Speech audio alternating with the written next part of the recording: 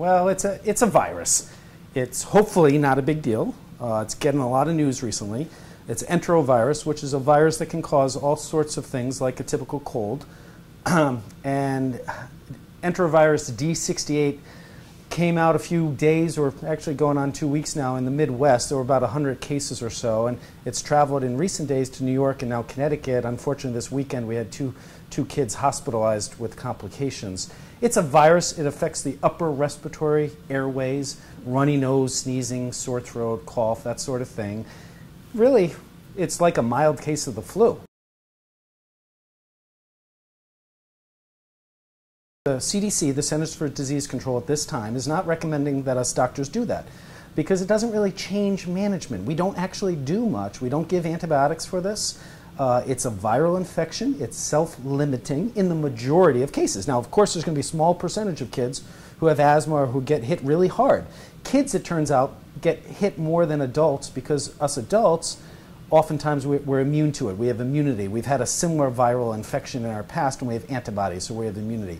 Kids or teenagers, adolescents are much more susceptible. So we do have to be concerned about our kids and our teenagers, but remember, this is not the flu epidemic of 1918 where millions of people died. Most kids, this is going to be a self-limited condition.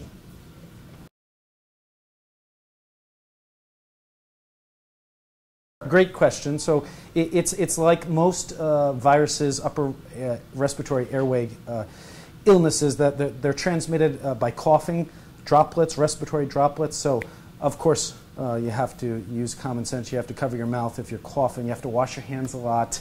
This is something that is passed easily by shaking hands and coughing. So we got to encourage our kids to use good hygiene, and that's always a challenge.